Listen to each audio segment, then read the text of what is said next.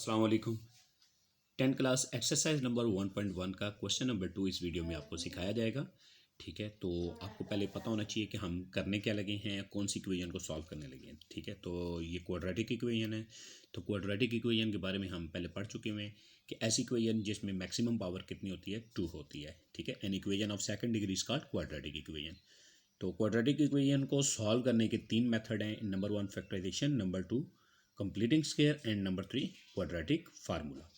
तो आज आपने जो आपका टॉपिक है वो है फैक्टराइजेशन से रिलेटेड। आपने इक्वेशन को सॉल्व करना है। मतलब क्या है कि आपने जो वेरिएबल इसमें शामिल है उसकी इसमें वैल्यू फाइंड करनी है। ठीक है, तो यहाँ पे हमारे पास मौजूद है x square minus x minus 20 equal to 0।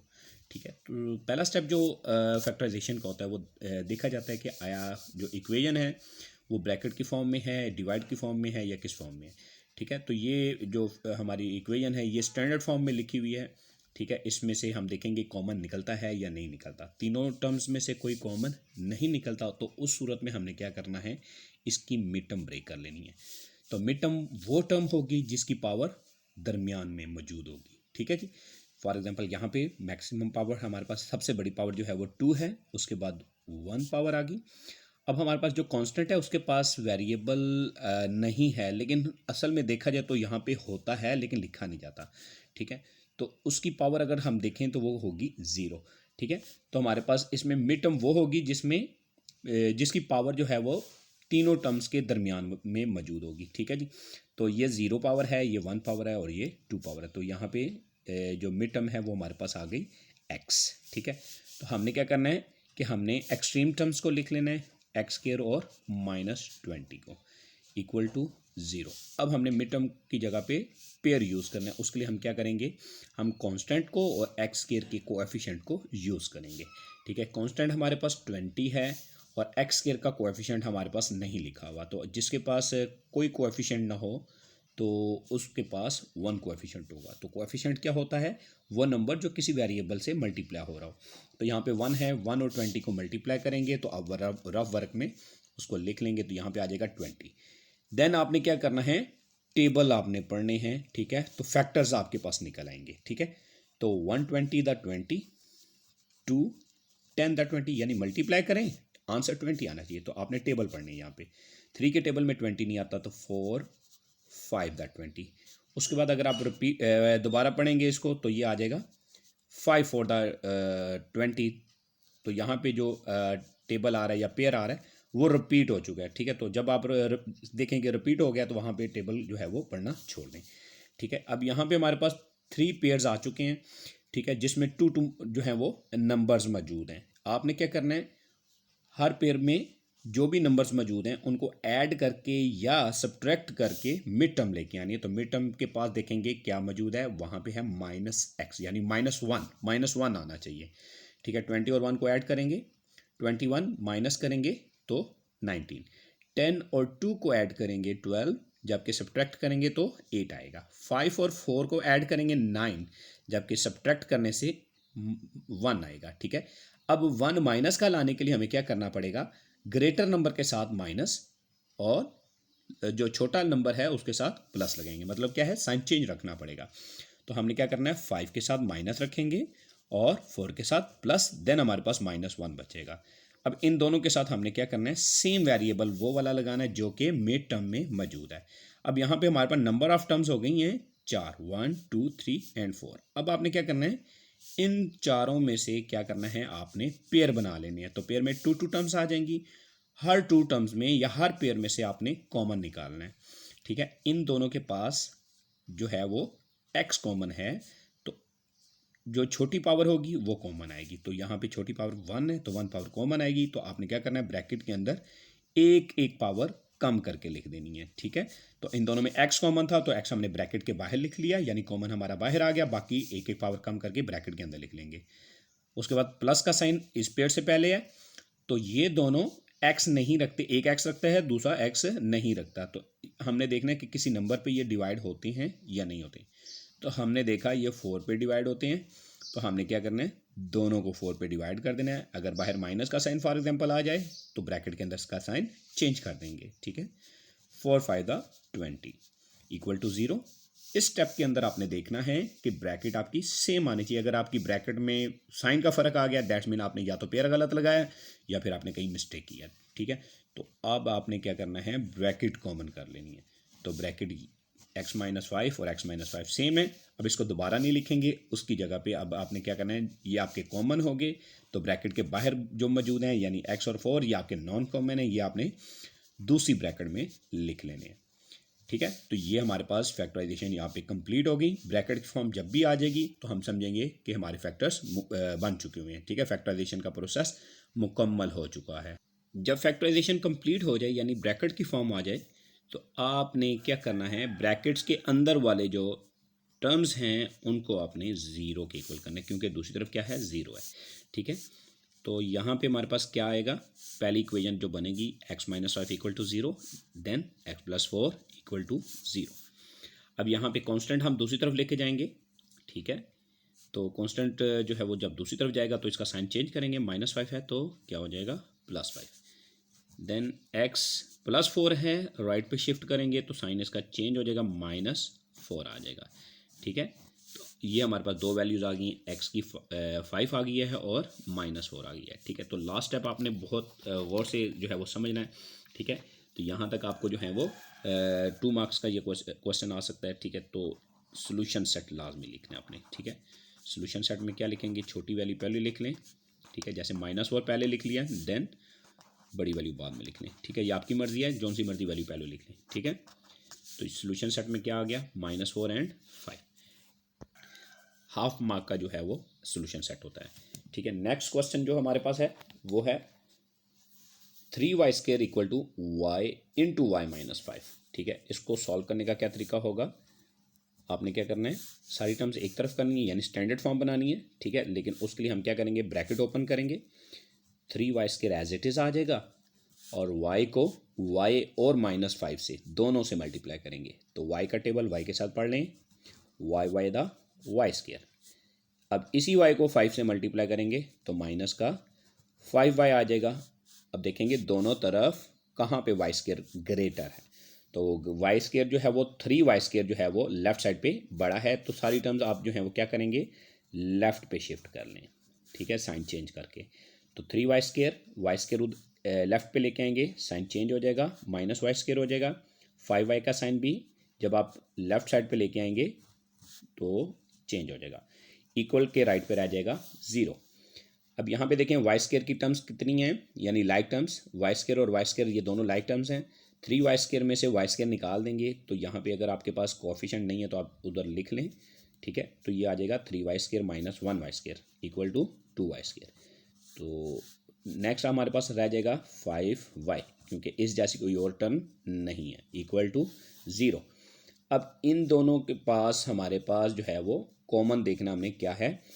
अब यहाँ पे हमारे पास वैसे कांस्टेंट नहीं है, वैसे जो स्टैंडर्ड फॉर्म होती है उसमें 3 टर्म्स होती हैं, लेकिन यहाँ पे हमारे पास सिर्फ वेरिएबल वाली टर्म्स बची हैं, तो हम इन्हीं में से कॉमन निकालेंगे। तो इनमें से कॉमन क्या निकलेगा, जो सेम हमें नज़र आ रहा है वो है y। उसके बाद देखें किसी पे डिवाइड होती है किसी नंबर पे, तो ये किसी नंबर पे डिवाइड नहीं हो रही, तो जस्ट हमारा y जो है वो कॉमन निकला। उसके बाद हमने क्या करना है, एक एक पावर कम कर देनी है, 2y² था 2y आ जाएगा, 5y है तो जस्ट 5 आ जाएगा, इक्वल टू 0। तो देखा जाए ये आ गई फैक्टर की फॉर्म यानी ब्रैकेट की फॉर्म। तो यहाँ पे आपने क्या करना है, जैसे ही फैक्टर की फॉर्म बनेगी तो आपने 2 इक्वेशन बना देनी है। तो स्टूडेंट्स फर्स्ट ब्रैकेट के अंदर है y, तो आपने क्या करना है, y को कर देना है इक्वल 0 के। देन सेकंड ब्रैकेट में देखना है वो है 2y + 5, 2y + 5 को भी 0 के इक्वल कर देंगे, ठीक है। अब आपने देखा है कि y जब आप यहाँ पे लेफ़्ट पे रखेंगे, 5 दूसरी साइड पे लेके जाएंगे तो -5 हो जाएगा, 2 इसका कोएफिशिएंट है तो वो डिवाइड में आ जाएगा, तो y की वैल्यू आ जाएगी -5/2। तो हमारे पास दो वैल्यूज़ आ चुकी हैं, number 1 y equal to 0, number 2 y equal to -5/2।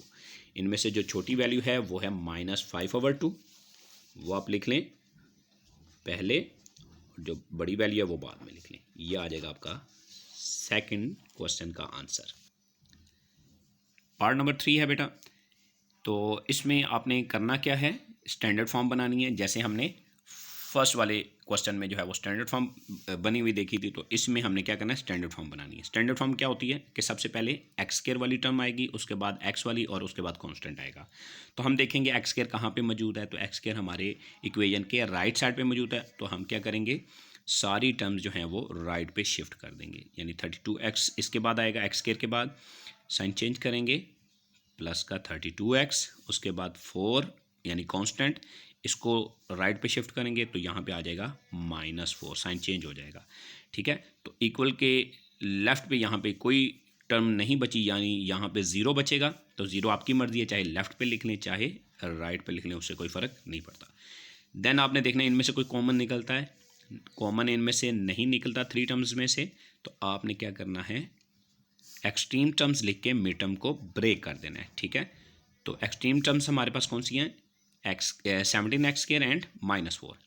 अब यहाँ पे आपने क्या करना है, कांस्टेंट एंड कोएफिशिएंट का टेबल पढ़ना है। तो ये आ जाएगा 417 द 68, उसके बाद टेबल पढ़ेंगे 68 के 168 द 68 234 द एंड 417 द। तो यहाँ पे आपके पास 3 पेयर्स आए हैं जिनको मल्टीप्लाई करने से 68 आता है, लेकिन आपको प्लस माइनस करने से क्या आना चाहिए, क्या मिलना चाहिए, 32। तो 34 एंड 2 ऐसा पेयर है जिसको माइनस करने से 32 आता है, तो आपने ये वाला जो पेयर है यहाँ पे यूज़ करना है। ठीक है, तो आपको कौन सा 32 चाहिए, प्लस का या माइनस का, तो मिड टर्म में प्लस का साइन है तो बड़े नंबर के साथ आपने प्लस रखना है, क्योंकि आपको माइनस करके जो है वो 32 चाहिए। ठीक है, तो बड़े नंबर आपके पास हैं, जो बड़ा नंबर इन दोनों में से जो है वो है 34, तो उसके साथ आप प्लस का साइन रखेंगे, और जो छोटा नंबर है उसके साथ माइनस का रखेंगे, तब जाके जो है वो सब्ट्रैक्शन होगी, अदरवाइज सब्ट्रैक्शन या माइनस का अमल नहीं होगा। अब यहाँ पे नंबर ऑफ़ टर्म्स हो गई हैं 4, 1 2 3 एंड 4। तो आपने क्या करना है, पेयर्स बना लेने हैं। ठीक है जी, एक पेयर में 2 टर्म्स हो जाएंगी, दूसरे पेयर में भी 2 टर्म्स हो जाएंगी। पहले पेयर में देखें दोनों के पास x मौजूद है, नंबर 1। नंबर 2, दोनों जो हैं वो किसी नंबर पे डिवाइड होते हैं, तो वो नंबर क्या है जिस पे ये डिवाइड होते हैं, वो है 17। एक पावर कम करेंगे एक्स स्क्वायर में से तो x बचेगा, 17 पे डिवाइड होगा 1, तो कोएफिशिएंट नहीं लिखेंगे। 34x को 17x पे डिवाइड करेंगे 2 आ जाएगा। इन दोनों में से पेयर से पहले साइन देखेंगे, वो है माइनस, उसके बाद देखा हमने कि दोनों 2 पे डिवाइड होते हैं, दोनों के पास x नहीं है, एक के पास x है, तो 2 जो है वो हमारा इन दोनों को कॉमन आ जाएगा। दोनों को 2 पे डिवाइड करेंगे, पहले 2x को डिवाइड करेंगे तो x आएगा, ब्रैकेट के बाहर अगर माइनस का साइन होगा तो जो पेयर के दरमियान वाला साइन है वो आपने चेंज कर देना है। ठीक है, तो बाहर माइनस था तो पेयर के दरमियान में माइनस था, तो चेंज होके प्लस हो जाएगा। 4 को 2 पे डिवाइड करेंगे 2 आ जाएगा, इक्वल टू 0। अब इस स्टेप के अंदर आपको नज़र आएगा कि ब्रैकेट आपकी सेम हो चुकी है, यानी कॉमन टर्म्स जो हैं वो आपकी निकल सकती हैं। ठीक है, अगर ब्रैकेट के दरमियान वाली, ब्रैकेट के अंदर वाली जो टर्म्स हैं वो सेम नहीं हैं, तो कहीं ना कहीं पे आपने मिस्टेक की है या पेयर गलत यूज़ किया। ठीक है, तो आपने कॉमन टर्म्स जो हैं वो एक बार लिख लेनी है, यानी जो सेम नज़र आ रही है वो है x+2 एंड x+2, ये कॉमन हो गई। बाकी रह जाएगी नॉन कॉमन, यानी 17x एंड -2, इसको आपने दूसरी ब्रैकेट में लिख लेना है। तो ये आ जाएगा x+2 एंड 17x -2, एक एक ब्रैकेट में आ गई। अब फैक्टर्स की फॉर्म बन चुकी है, तो अब आपने क्या करना है, 2 इक्वेशन बना लेनी है। तो गौर करें, पहली ब्रैकेट के अंदर है x+2, इसको 0 के इक्वल करेंगे। ठीक है, दूसरी ब्रैकेट के अंदर टर्म्स हैं 17x -2 इक्वल टू, इसको 0 के इक्वल कर देंगे। ठीक है, x की वैल्यू हमने निकालनी है, कांस्टेंट दूसरी तरफ लेके जाएंगे, साइन को तब्दील करना पड़ेगा, तो x की वैल्यू -2 आ जाएगी। 17x इधर रहेगा, कांस्टेंट दूसरी तरफ लेके जाएंगे, +2 हो जाएगा। 17 कोएफिशिएंट है, यानी मल्टीप्लाई हो रहा है। ठीक है, तो दूसरी तरफ जब लेके जाएंगे तो डिवाइड में आ जाएगा। ठीक है, तो ये हमारे पास 2 वैल्यूज़ आ चुकी हैं, x की वैल्यू है -2 एंड 2/17। ठीक है, तो इनमें से जो छोटी है उसको सोल्यूशन सेट में पहले लिख लें, और जो बड़ी वैल्यू है उसको बाद में लिख लें। तो सोल्यूशन सेट हम लिख चुके हैं -2 एंड 2/17। नेक्स्ट हमारे पास जो पार्ट नंबर 4 है उसमें है x² -11x इक्वल टू 152। तो पहली चीज़ जो हमने करनी होती है क्वाड्रेटिक इक्वेशन को फैक्टराइजेशन मेथड से सॉल्व करने के लिए, वो है स्टैंडर्ड फॉर्म बनाना।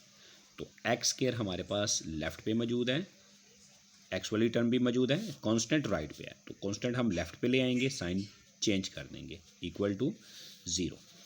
उसके बाद हमने कॉमन निकालना, तीनों में से कॉमन नहीं निकल रहा, देन हमने क्या करना है, हमने मिड टर्म को ब्रेक कर देना है। तो मिड टर्म ब्रेक करने के लिए हम क्या करेंगे, 152 यानी कांस्टेंट एंड कोएफिशिएंट मल्टीप्लाई करके रफ वर्क में साइड पे लिख लेंगे। 152 वन द 152, देन 152 के हमने क्या करने हैं, टेबल पढ़ने हैं। 152 वन द 152, तो ये आ गया। तो यहाँ पे हमारे पास 4 पेयर आ चुके हैं जिनको मल्टीप्लाई करने से 152 आएगा, ठीक है। लेकिन हमने करना क्या है, उन पेयर के अंदर जो नंबर्स मौजूद हैं उनको प्लस माइनस करके हमने 11 लेके आना है, ठीक है। तो ये हमारे पास लास्ट वाला पेयर है 19 और 8, इसको हम यूज़ करेंगे। इसको माइनस करने से हमारे पास 11 आएगा, ठीक है। 19 में से 8 माइनस करें 11, तो हमने क्या करना है, बड़े नंबर के साथ माइनस रखेंगे। तो बड़ा नंबर दोनों में से कौन सा है, 19, और छोटा नंबर है उसके साथ प्लस रखेंगे। अगर हम साइन सेम रखेंगे तो वो ऐड हो जाएगा, तो हमें क्या करना पड़ता है, साइन चेंज रखना पड़ता है, ठीक है। एक का प्लस रखना पड़ेगा, एक का माइनस रखना पड़ेगा। अगर आपको प्लस का जो है वो आंसर चाहिए तो आपने बड़े नंबर के साथ प्लस और छोटे के साथ माइनस रखना है। और अगर आपको माइनस का आंसर चाहिए, ठीक है, तो बड़े नंबर के साथ आपने क्या रखना है, माइनस का साइन, एंड छोटे नंबर के साथ आपने क्या रखना है, प्लस का साइन।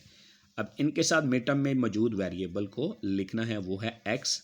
तो x इनके साथ आ जाएगा। यहाँ पे नंबर ऑफ टर्म्स हो गई हैं 4, x square minus 19x, 8x and minus 152। आपने पेयर बना के आपने क्या करना है, इनमें से कॉमन निकाल लेना है। तो इन दोनों में से कॉमन जो निकलेगा वो है x, क्योंकि x की छोटी पावर 1 है। तो ये आ जाएगा x माइनस 19 ब्रैकेट के अंदर, एक एक पावर कम हो गई है। उसके बाद पेयर से पहले प्लस का साइन मौजूद है। इन पेयर में से देखेंगे कि x क्या दोनों के पास मौजूद है, तो हमें पता चला एक के पास मौजूद है, दूसरे के पास मौजूद नहीं है। तो हम क्या करेंगे, किसी ऐसे नंबर पे डिवाइड करेंगे कि दोबारा ये मज़ीद डिवाइड ना हो सके। तो वो है 8, जिस पे ये दोनों डिवाइड होते हैं। तो 8 पे डिवाइड करेंगे 8x को, तो x आ जाएगा। 152 को 8 पे डिवाइड करेंगे तो 19 आ जाएगा। तो आपने इस स्टेप में देखा कि ब्रैकेट की टर्म्स सेम है, मतलब यहाँ से कॉमन लिया जा सकता है। अगर सेम नहीं आती हैं, डैट मीन हमारी कहीं ना कहीं मिस्टेक है या हमने पेयर गलत यूज़ किया। तो हमने क्या किया, x माइनस 19 कॉमन कर लिया। अब इसको दोबारा नहीं लिखेंगे। नेक्स्ट हमारे पास ब्रैकेट से पहले वाली जो टर्म्स मौजूद हैं वो है x और 8, ठीक है ना। x प्लस 8 इसकी हमारी दूसरी ब्रैकेट बन जाएगी। यहाँ पे जब ये ब्रैकेट्स की फॉर्म में आ जाए, देन ये फैक्टराइजेशन का जो प्रोसेस है वो कंप्लीट हो चुका है। उसके बाद हमने इक्वेशंस बनानी होती हैं, ठीक है। तो अब हम क्या करेंगे, 2 इक्वेशंस बनाएंगे।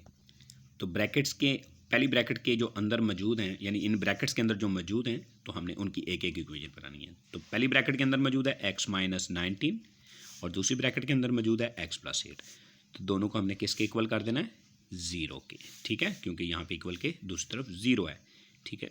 नेक्स्ट हमने क्या करना है, कांस्टेंट ले जाना है दूसरी तरफ, साइन चेंज करेंगे तो हमारे पास वेरिएबल की वैल्यू निकल आएगी, ठीक है। तो यहाँ पे हमने क्या किया, 19 को दूसरी तरफ लेके गए तो x की वैल्यू 19 आ गई।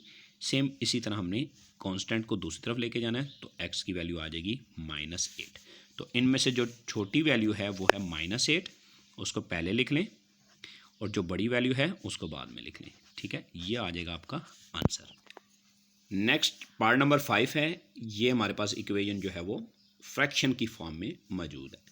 तो फ्रैक्शन का रूल क्या है, इसको सॉल्व करने के लिए अगर वो फ्रैक्शन की फॉर्म में आ जाती है तो तरीकाकार ये है आसानी के लिए कि सबसे पहले आपने क्या करना है, फ्रैक्शंस को ख़त्म करना है, ठीक है। मतलब है डिनोमिनेटर्स इनके ख़त्म करेंगे, फिर प्लस माइनस करना या फ्रैक्शन को सॉल्व करना जो है वो आसान हो जाएगा।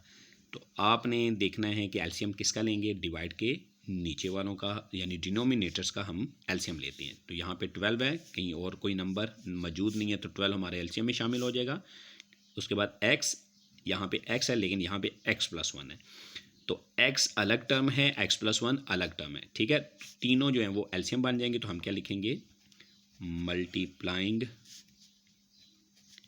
Bye 12x and x plus 1 on both side. हमने दोनों तरफ जो है वो एलसीएम से मल्टीप्लाई करना है, चाहे डिवाइड की फॉर्म में है या चाहे डिवाइड की फॉर्म में नहीं है, लेकिन यहाँ पे सारे डिवाइड की फॉर्म में है, ठीक है। तो हम मल्टीप्लाई कर रहे हैं एलसीएम से।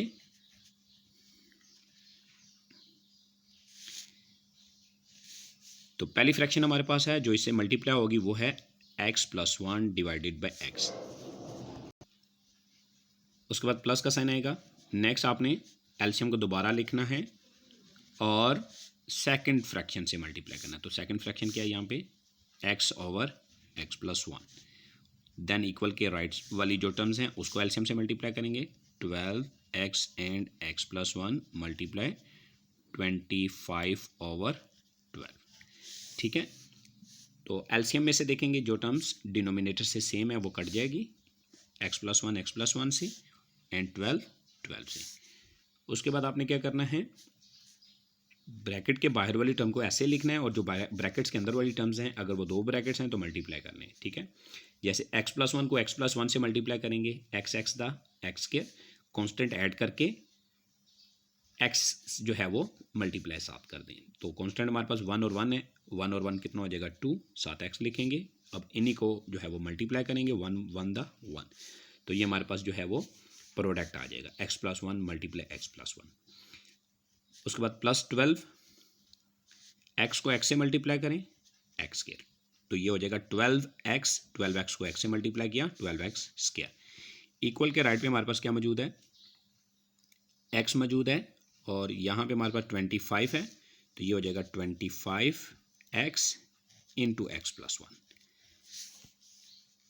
तो अब आपने क्या करना है, ब्रैकेट्स ओपन करनी है, तो ये आ जाएगा 12x स्क्वायर, 12 को 2 से मल्टीप्लाई करेंगे 24x, 12 को 1 से मल्टीप्लाई करेंगे 12, प्लस का 12x स्क्वायर, इक्वल के राइट पे क्या मौजूद है, 25x मल्टीप्लाई होगा x+1 से, तो 25x को x से मल्टीप्लाई करेंगे 25x स्क्वायर, 25 को 1 से मल्टीप्लाई करेंगे 25x। अब दोनों तरफ अगर आप देखें x स्क्वायर दोनों तरफ मौजूद है, तो हमारा जो इक्वेशन को सॉल्व करने का यहाँ पे जो तरीका है, तो उसमें क्या करेंगे, फैक्टराइजेशन के लिए स्टैंडर्ड फॉर्म बनाएंगे। तो स्टैंडर्ड फॉर्म बनाने के लिए हमें सबसे पहले एक्स स्क्वायर को देखना पड़ता है, तो एक्स स्क्वायर राइट पे मौजूद है जो ग्रेटर है, ठीक है। तो लेफ्ट पे अगर हम देखें तो वहाँ पे भी मौजूद है, लेकिन वहाँ पे है 12x square and 12x square, दोनों को ऐड करेंगे 24x स्क्वायर होगा। तो 25x स्क्वायर ग्रेटर है, तो आपने क्या करना है, सारी टर्म्स को आपने राइट पे शिफ्ट कर लेना, तो ये आ जाएगा 25x square plus 25x। Left side से जितनी भी टर्म्स हैं वो आप उठाएंगे और राइट पे शिफ्ट करेंगे, साइन चेंज करेंगे, ठीक है। 12x स्क्वायर माइनस का हो जाएगा, 24x ये भी माइनस का हो जाएगा, 12 ये भी माइनस का हो जाएगा, 12x स्क्वायर ये भी माइनस का हो जाएगा। इक्वल के लेफ्ट पे 0 रह जाएगा, वो आपकी मर्जी है, चाहे इधर इक्वल के लेफ्ट पे लिख लें चाहे इक्वल के राइट पे लिख लें, ठीक है। अब नेक्स्ट हमारे पास देखेंगे लाइक टर्म्स कौन कौन सी हैं, जैसे एक्स स्क्वायर वाली टर्म्स कौन कौन सी हैं, तो यहाँ पे हमारे पास 3 टर्म्स हैं, 25x square, 12x square and 12x square. तीनों का साइन चेक कर लें, 25 का प्लस है, 12 और इन 12 का माइनस है, तो 25 में से इनको माइनस कर देंगे तो ये आ जाएगा x स्क्वायर, ठीक है। क्योंकि 12x स्क्वायर और 12x स्क्वायर का साइन माइनस है, ये प्लस हो जाएंगे आपस में, माइनस का साइन रहेगा, माइनस का 24x स्क्वायर। 25x में से 24x निकाल देंगे, माइनस कर देंगे क्योंकि इनका साइन चेंज है, तो x आ जाएगा। उसके बाद कांस्टेंट देखेंगे, कांस्टेंट हमारे पास जस्ट 12 है, उसको एज इट इज़ लिख लेंगे, इक्वल टू 0। नेक्स्ट आपने क्या करना है, हमारे पास स्टैंडर्ड फॉर्म बन चुकी है, तो हमने कॉमन देखना है, कॉमन निकलता है या नहीं निकलता। अगर नहीं निकलता तो हमने एक्सट्रीम टर्म्स लिख के मिड टर्म ब्रेक कर लेनी है। तो ये हमारे पास आ जाएगा 12, एक्स स्क्वायर का कोएफिशिएंट क्या है 1, तो हमने टेबल पढ़ा 12 1 द 12। उसके बाद हमने पेयर बनाने हैं, यानी हमने टेबल पढ़ के फैक्टर निकालने हैं। तो 12 का पहला फैक्टर क्या बनेगा 1, तो 1 का टेबल 12 के साथ पढ़ेंगे, 1 12 द 12, 2 6 द 12, 3 4 द 12। यहाँ पे हमारे पास 3 पेयर्स आए हैं जिनको मल्टीप्लाई करने से 12 आता है, लेकिन हमने जो लेके आना है वो है प्लस माइनस करके 1 लेके आना है, ठीक है।